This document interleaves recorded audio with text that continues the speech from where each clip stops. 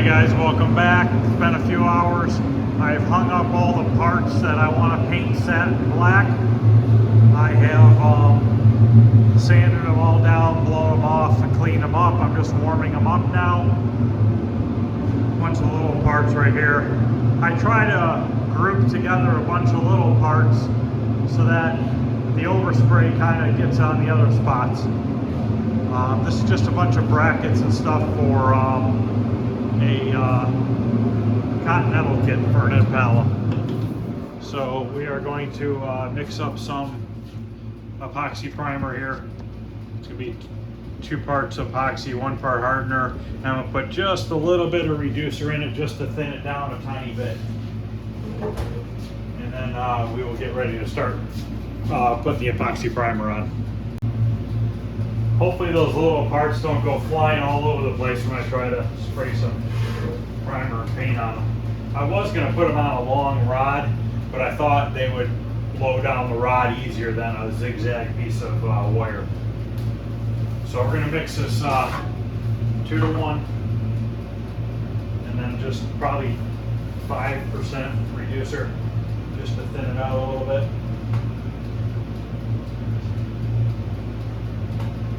Just want to get a coat of epoxy on this bare metal before we put that single stage on it.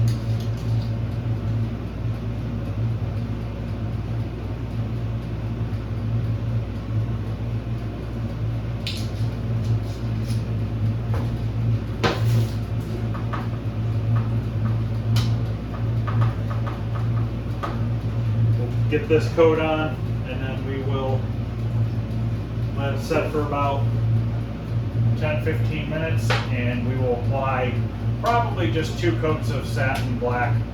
Should be more than enough. No reason to put more than that on these kind of parts. All these parts are just brackets that hold the Continental kit to the car, so 2 coats of paint plus a coat of epoxy primer should be plenty. I'm going to get this all mixed up, get the camera out in the spray booth, and we will start spraying.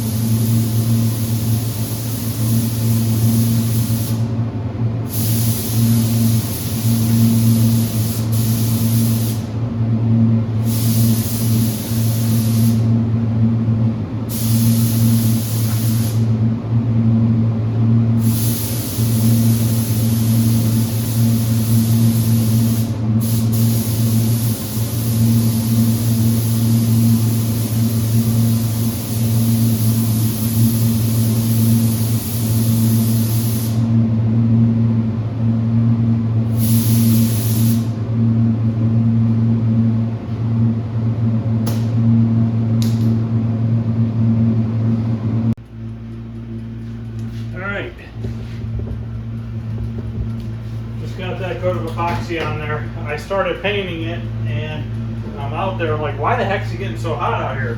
I look over, it's 100 degrees. I forgot to turn on the exhaust fans.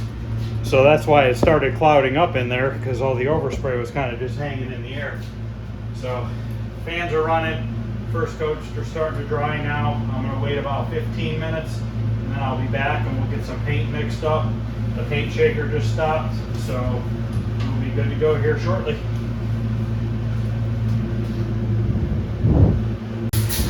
Alright, I'm going to get this black paint mixed up.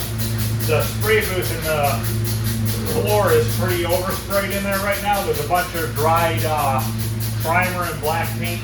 I didn't sweep or clean it out in there. These are just satin black parts. It's not a real big deal. There's really no dust picking up right now anyways.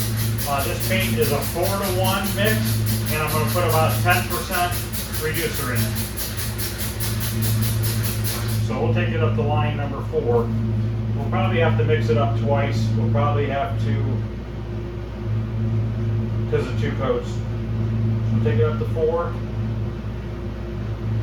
Now I've noticed with these liners and these cups that you get a shadow line when you're pouring it. Like the dark line is your actual paint line, and then it has like a shadow a little bit above it, so you got to make sure you pay attention to that. So you don't stop on your shadow line rather than your actual paint line, because that'll throw off your mixture.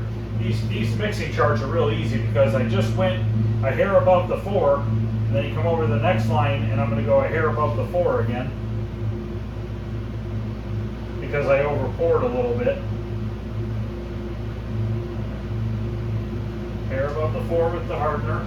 We're using medium hardeners, medium reducer, and then on the next line here, if it were a 4-to-1-to-1, it would be 4, 4, 4. We're doing 4, 4, and then we're going to go 10%. There's an actual line here for 10%. We're going to go a little bit above the 10% because we went a little bit high on the 4. Reason why I'm putting a little reducer is I want it to be a little bit thinner so it sprays a little smoother. This is not anything that's going to get wet sanded and buffed. This is a satin finish when it's dry.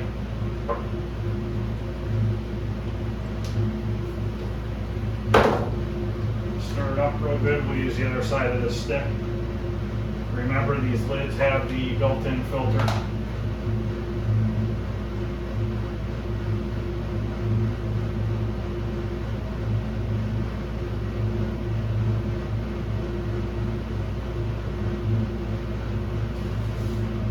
Two coats of this and these parts will be done, ready for drying. Tomorrow night I need to paint some rims. I need to paint the back sides of the rims satin black, and I'm trying to think if there's anything else. I think just the backs of the rims tomorrow night, maybe a silver part or 2. So what I might do is put the rims that way in the booth and then put the silver part, there's 1 or 2 silver parts, put up towards the front right by the fans. I should be able to spray both of them. I'll paint the black parts first, then I'll just spray the silver that are closer to the fans. And I'm not really worried about getting the overspray and spray on the backs of the rims. It shouldn't make it back that way anyways, especially when I'm up against the fan. It should just suck it right out. Alright, so we got this mixed up. It's kind of hard to move the camera around while I'm painting all these little parts. I'll see if I can't zoom in a little bit more maybe. So I'll go get this set up out there.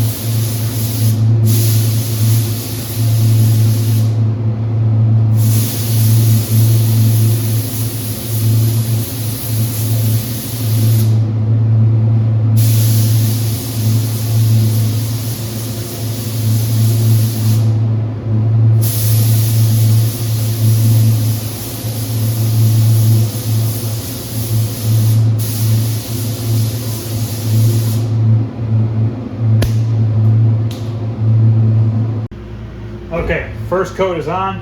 I don't know if you guys can tell or not in the video, but the paint's going on a little bit thicker. I did that on purpose. I didn't put as much reducer in it as I normally would because I wanted to get a nice, good, thick build on there. I'm going to do one more coat. I'm going to thin it a little bit more on the second coat just to smooth it out a little bit. Being a little bit thicker, when it dries satin, you'll never see it anyways if there is a little bit more orange peel than normal. I just want to get a decent build on these parts so they last for a long time and they don't rust in the future. So we are going to mix up one more batch of paint. We're going to have to get another sleeve here.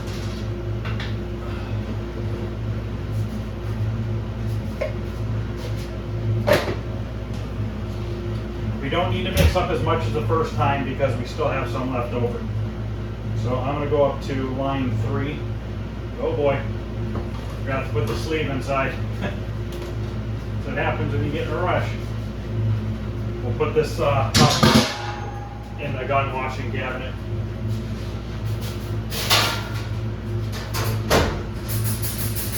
Every once in a while I'll do that, but luckily I catch it right away. Clean that up. Luckily it wasn't a big mess. Grab another one of these. Make sure you put the sleeve in it this time.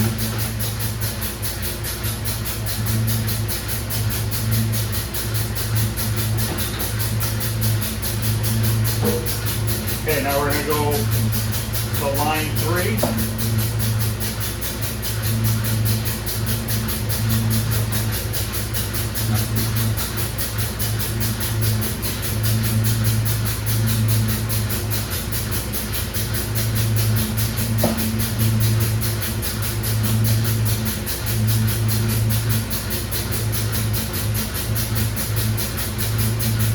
I'm actually going a little bit under the line 3. I took it right to the bottom of the 3 because I don't need that much. We'll do the same thing with the next one, to the bottom of the 3. My line is literally hitting the bottom of the 3. So we'll do the exact same thing with this one.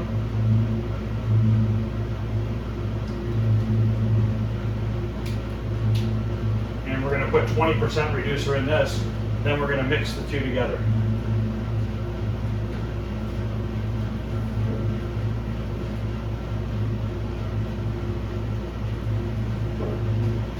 So by mixing the two together with what I have left in this, we'll probably be about 15% reducer.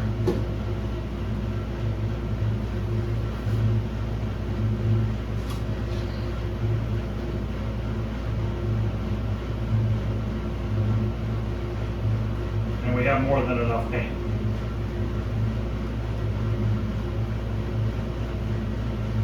Make sure when you have leftover paint, you don't put it back in this container.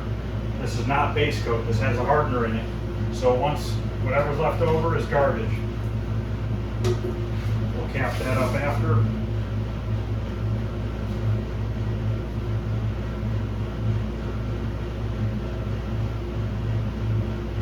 Make sure you mix it really good.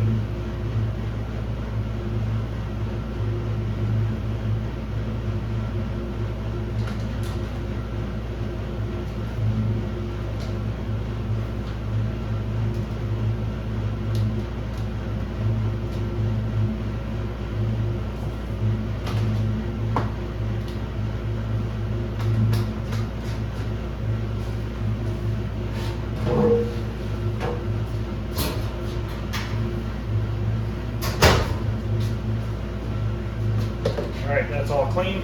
I'm going to go set back up out there. You can see how this first coat drying nice and matte finish.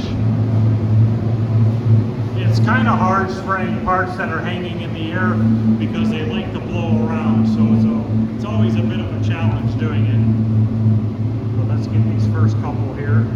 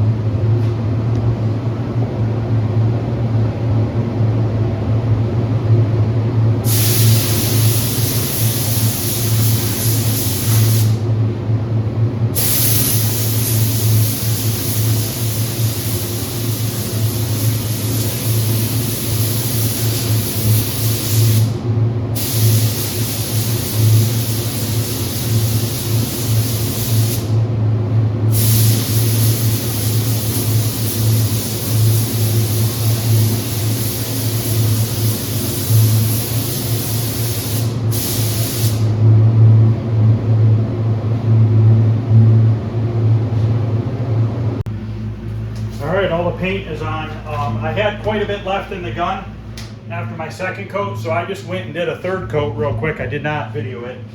I figured might as well use it rather than throw it away. So they have a coat of epoxy and 3 coats of paint. Now, just so you guys know, I don't edit any of my videos. Whatever happens in the videos is what happens in the videos. Like me putting this cup here and pouring a little bit of black paint on the table, I could totally have edited it out. I don't, because I just let people know that everybody makes mistakes. No matter how long and how good you are at doing something, you always will make a mistake. Just like when I'm painting out in the spray booth and I forget I have a part hanging and I hit my head on it. You know, it's what happens, you know. So I don't choose to edit stuff. The only thing I really do with my videos is I start and stop them, just because if I didn't, they would be hours long and nobody would want to watch any of it. But that's, you know, about it. That's reality. That's how it really happens in life. I'm going to let these dry for about 15 minutes with just the fans running and the heat on about 85 degrees right now. And then after that, I'll bake them for probably only about 15 minutes tonight, because I'm going to let them set until tomorrow evening before I move them. So they're going to be hanging for like a whole day before they get moved. So 15 minutes is more than enough time to dry. So I'm going to pause this. I'm going to get my gun and everything cleaned up out here, and then I'll go in there and show you what they look like. Okay, let me give you a look here what they look like. Just a real nice satin black.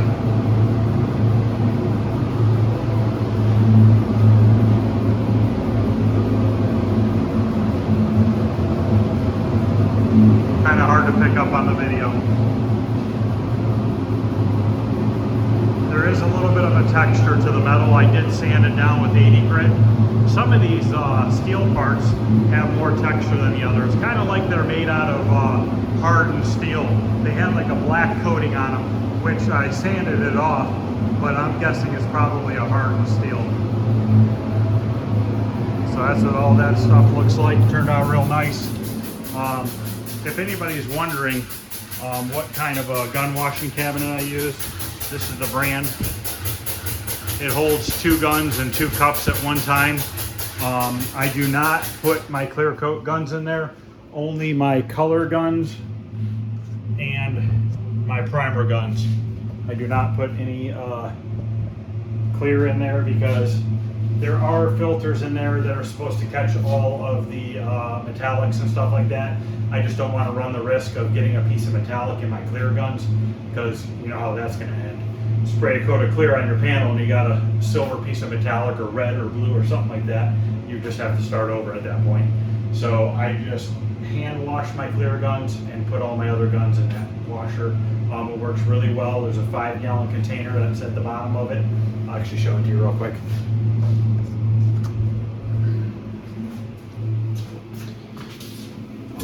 It's a 5-gallon container, lacquer thinner, gun washing solution, whichever you want to use. It has a pickup tube. This is the pickup tube that has a sock on it that filters the dirty thinner. So it picks it up out of there and puts it into there. And then this is the return tube where the old thinner goes back in, and it just keeps recirculating itself. I've had this in here for probably 6 months and it's not sticky or anything yet. So I don't paint an awful amount of stuff, so it should last probably about a year per can for me.